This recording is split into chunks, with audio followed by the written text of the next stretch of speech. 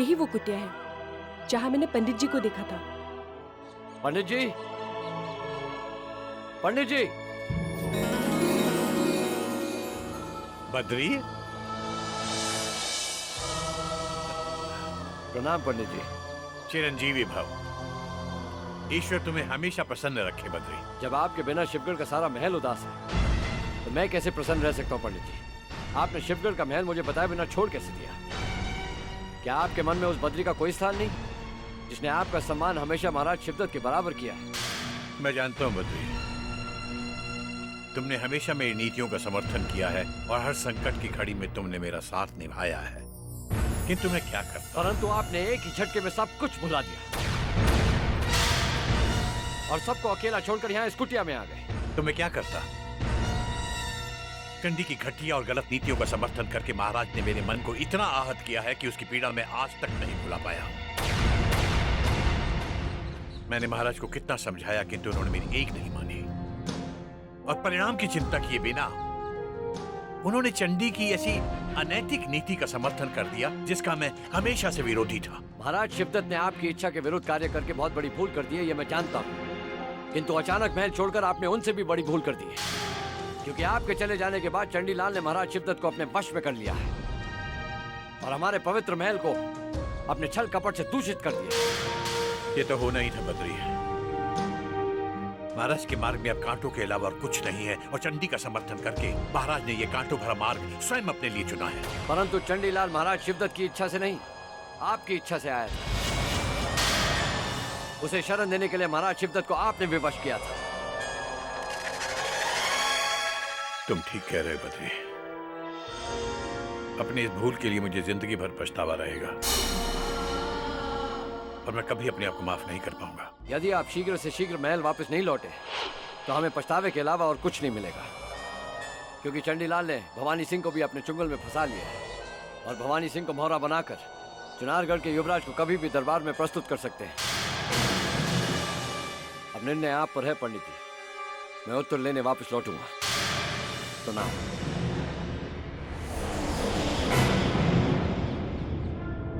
प्रणाम।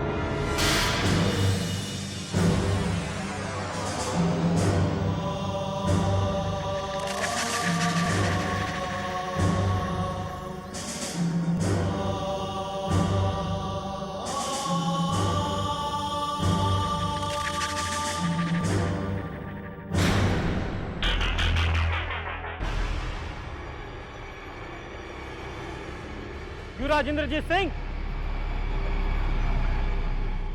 कौन है? मृदुला। वैसे मुझे महायोद्धा भवानी सिंह की सबसे अधिक विश्वास पात्र अय्यार के नाम से भी जाना जाता है युवराज।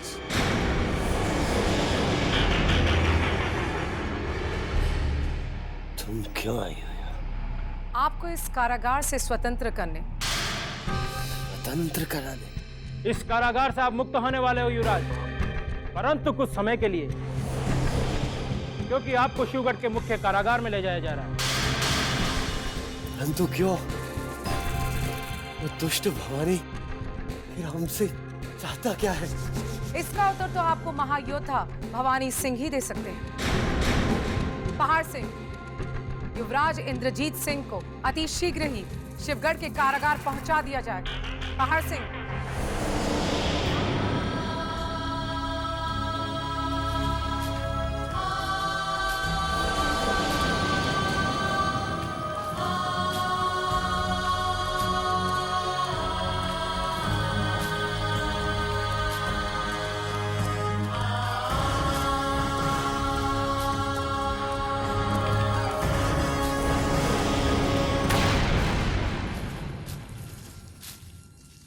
कारागार के मुख्य सुरक्षा अधिकारी शेर खान कहाँ है पहरेदार? शेर खान हाजिर है।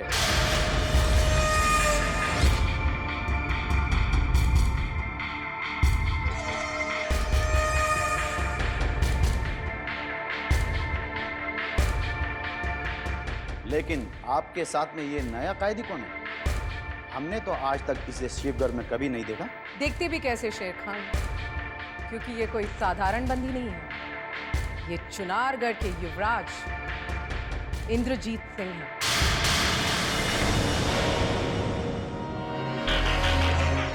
चुनारगढ़ के युवराज शिवगढ़ के कैद में? ये अजूबा कैसे हो गया? बिना जंग लड़े इन्हें किसने कैदी बना लिया? महायोद्धा भवानी सिंह के सिवा ये चमत्कार और कौन कर सकता है? लेकिन याद रहे, ये बंदी युवराज महायोद्धा भवानी सिंह का सबसे अनमोल उपहार है, जिसे संभलपुर से आते ही महाराज शिवदत्त को सौंप दिया जाएगा। इसलिए इसकी कड़ी से कड़ी निगरानी रखी जाए। खुदा कसम, जब तक शेर खान जिंदा है इस कैदी तक सूरज की रोशनी भी नहीं पहुंच पाएगी।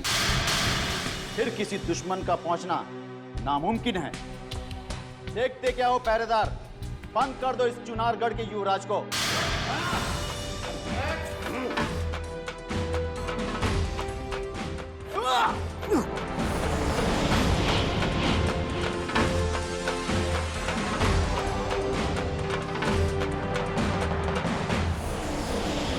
शेर खान, महाराज के वापस आने तक किसी को भी इस बात का पता न लगे कि युवराज इंद्रजीत सिंह इस कारागार में बंदी है, क्योंकि युवराज को छीन कर ले जाने के लिए हमारे शत्रु अभी भी घात लगाए घूम रहे हैं।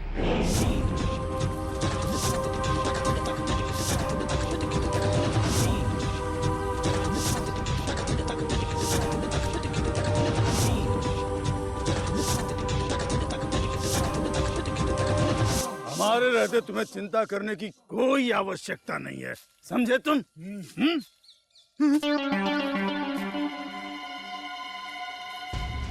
अहमद नाजिम, वो देखो चंडीलाल अकेले अकेले कहाँ चला जा रहा है? जरूर कोई नई साजिश होने वाली है हुजूर, इसलिए चंडीलाल अकेले इस वीराने में जा रहा है। अरे हमारे हुजूर के रहते भवानी सिंह जैसे महायोद्धा की कोई साजिश नहीं चली तो इस चंडीलाल की क्या औकात है? हुजूर, फिर भी तहकीकात कर ही लेते हैं कि आखिर माजरा क्या है।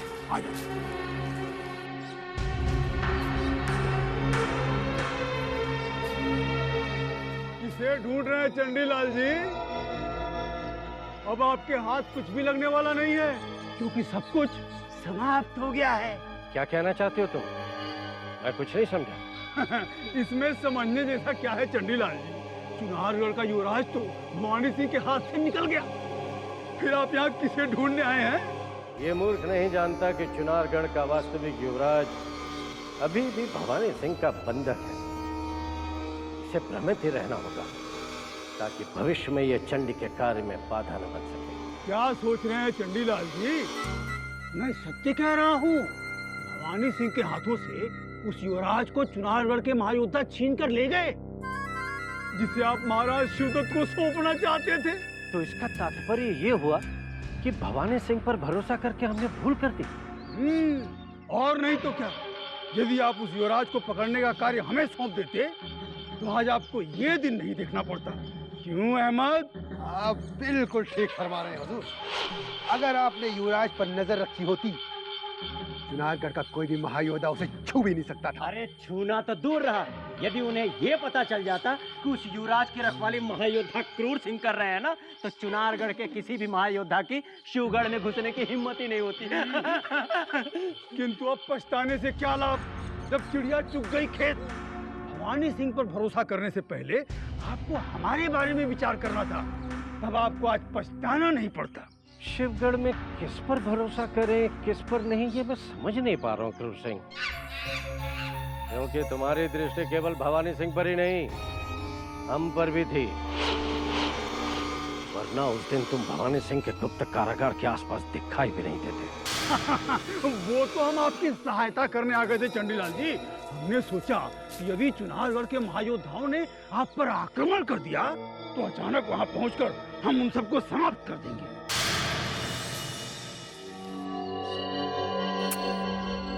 पहले स्वयं की रक्षा करना सीख लो, फिर मेरे विषय में सोचना।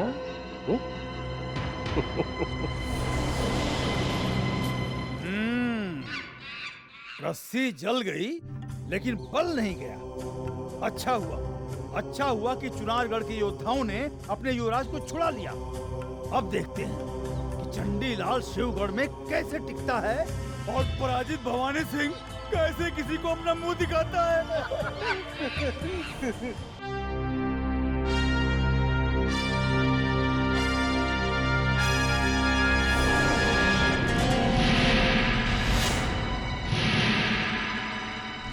युवराज इंद्रजीत सिंह,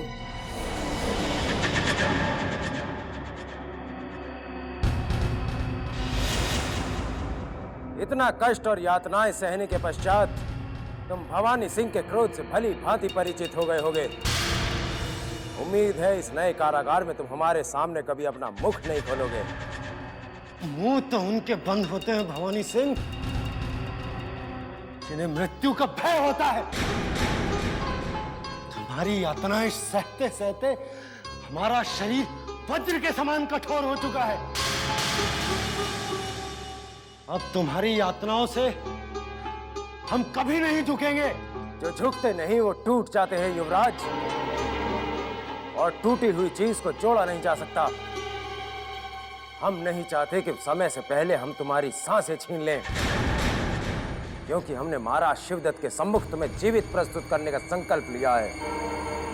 किंतु यदि अब तुमने हमें और उकसाया तो हम अपना संकल्प स्वयं ही तोड़कर तुम्हारी सांसें तुमसे छीन लेंगे। जीवन तो अब तुम्हारा छिनने वाला है भवानी सिंह। कि हमारे अगवा होने की खबर तक चुनारगढ़ पहुंच गई होगी। हमारे महायोद्धा तुम और तुम्हारे पराजित महाराज शिवदत्त का वध करने आ रहे होंगे।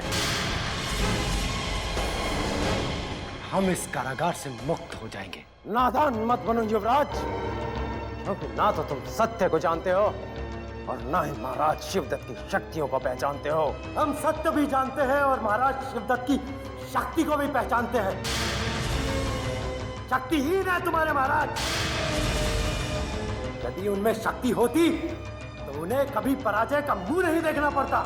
अपनी सीमाओं में रहो युवराज। यदि अब तुमने महाराज शिवदत्त के विरुद्ध एक शब्द भी बोला तो हम अपनी मर्यादाएं भूल जाएंगे। तुम और तुम्हारे पराजित महाराज में अब मान सम्मान और मर्यादा पति ही कहाँ है। जिस दिन हम शिवगढ़ का अंतिम किला जीत लेंगे, तुम और तुम्हारे महाराज शिवदत्त को मुंह छुपाने तक की जगह नहीं मिलेगी। शेर खान, हुजूर, अगर हुक्म हो तो इस युवराज के टुकड़े टुकड़े करके भूखे जानवरों के सामने फेंक दूं। इस युवराज के शरीर के टुकड़े करने का मौका हम तुम्हें ही देंगे, किंतु महाराज से भेंट हो जाने के पश्चात शेर खान तुम इसे तब तक मारते रहो जब तक वज्र के समान इसका शरीर टूटकर चूर चूर ना हो जाए।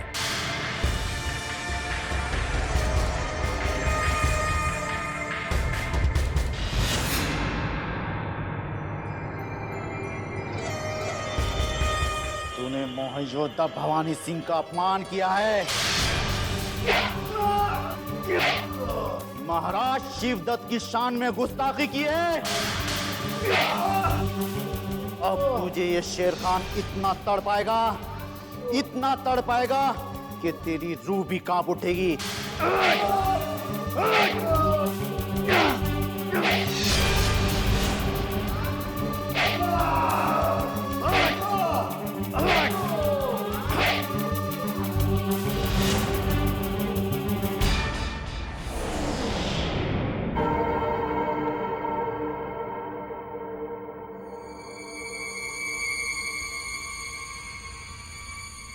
खुद को बहादुर समझने वाला युवराज आज इतनी जल्दी बेहोश हो गया।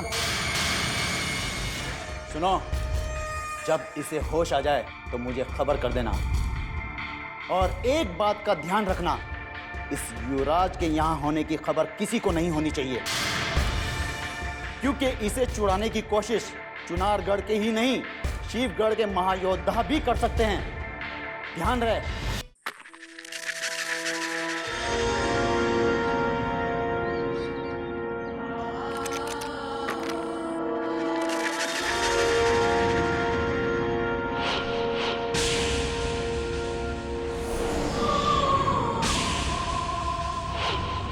शिवगढ़ के राजमहल वापस लौटने का निर्णय क्या आपने ले लिया पंडित जी? बस यही जानने आया था मैं।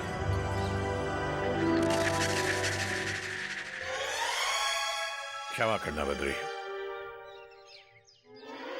पंडित जगन्नाथ अब उस महल में नहीं लौटेंगे जहां के सम्राट में स्वयं अपने हित और अहित को देखने की शक्ति नहीं है। और हमारे रमल की गणना भी यही कहती है कि हमें अब इन तमाम राजकार्यों से मुक्त हो जाना चाहिए। इसके अतिरिक्त हमारे पास अब कोई विकल्प नहीं है। उम्मीद है तुम्हें हमारा उत्तर मिल गया होगा। आपके उत्तर ने अकेले महाराज को और अकेला कर दिया। आपके चले जाने के बाद एक ऐसा दिन नहीं बीता होगा जब महाराज ने आपको याद न किया हो। लेकिन आप इतने कठोर हैं ये आज पता चल गया। मुझे कठोर बनाने वाले स्वयं महाराज शिवदत्त हैं बद्री, और ये मत भूलो कि महाराज शिवदत्त अकेले नहीं है, वो धूर्त चांडाल चंडी उनके साथ है, जिसकी दिग्भ्रमित कर देने वाली कूटनीतिक चालों में आकर महाराज चुनारगढ़ को जीतने का सपना देख रहे हैं। चंडीलाल कभी महाराज को विजय नहीं दिला सकता, ये आप भी जानते हैं। यदि चुनारगढ़ के युवराज को महाराज के सामने प्रस्तुत कर दिया गया तो युद्ध छिड़ जाएगा, क्योंकि गुप्त सूचना के अनुसार युवराज इंद्रजीत सिंह को शिवगढ़ के मुख्य कारागार में पहुंचा दिया गया है। आखिर वही हुआ जिसका मुझे भय था। हाँ पंडित जी, चंडीलाल ने भवानी सिंह को उकसाकर युवराज इंद्रजीत सिंह का अपहरण कर लिया है।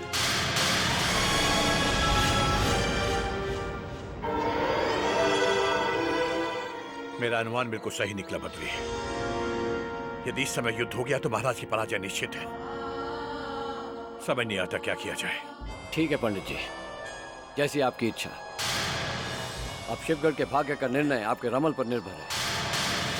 जैसे ही महाराज शिवदत्त संबलपुर से वापस लौटेंगे तो उनके हार या जीत का निर्णय तुरंत हो जाएगा। यदि आप शिवगढ़ लौटे तो उनकी जीत होगी, वरना उनकी पराजय निश्चित है। एक क्षण रुको बद्री।